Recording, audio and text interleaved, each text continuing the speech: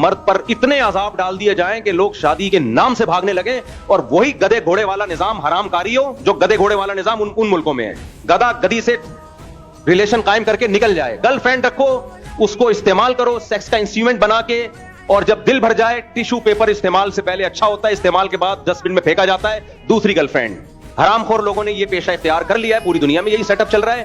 مسلمانوں کا کلچر ایک بچا ہوا تھا. الحمدللہ اسمبلیوں میں بیٹھے ہوئے ہمارے حکمران جو خود ہی گرل فرینڈ کی شاید ان میں بہت سے پیداوار ہیں, وہ بھی یہی سیٹ اپ ہماری سوسائٹی میں لا رہے ہیں. اور وفاقی شرعی عدالت کو اللہ کے عذاب سے ڈرنا چاہیے.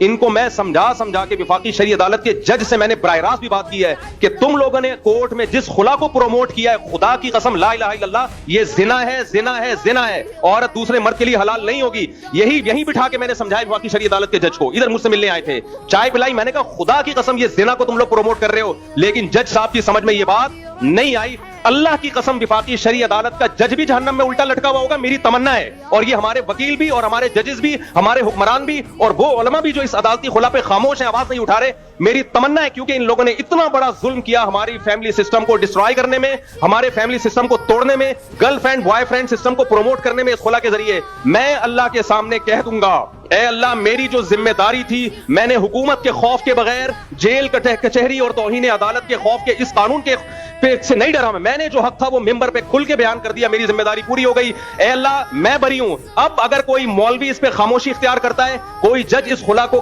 صحیح قرار دیتا ہے, کوئی مولوی, اہل حدیثوں میں بعض مولوی ایسا کر رہے ہیں کہ یہ خلا ٹھیک ہے, یہ سارے جہنم میں الٹے لٹکے ہوئے ہوں گے, سارے الٹے, کیونکہ یہ زنا کو پروموٹ کر رہے ہیں, خاندانی نظام کو توڑ رہے ہیں. یہ مجھے ایک بات بتاؤ, آپ کو پتا ہو کہ میری بیوی کو ہر وقت یہ رائٹ ہے جب چاہے عدالت سے خلا لے لے. آدمی اس کو بیوی کیوں بنائے گا پھر؟ وہ بیوی کس بات کی ہے؟ گرل فرینڈ اور بیوی میں فرق کیا رہ گیا پھر؟ گرل فرینڈ کو بھی یہ رائٹ ہے جب چاہے چھوڑ کے چلی جائے, بیوی کے پاس بھی کورٹ نے یہ رائٹ دے دی ہے جب چاہے کورٹ سے خلا لے کے چلی جائے. ابے تو گرل فرینڈ ہی رکھ لیتا, اس سے بہتر نہیں تھا کیا؟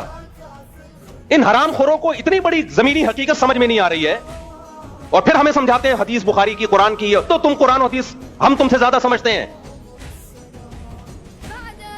سب سے پہلے اجماع امت ہے, صحابہ نے, تابعین نے, چاروں اماموں نے قرآن و حدیث سے کیا سمجھا ہے.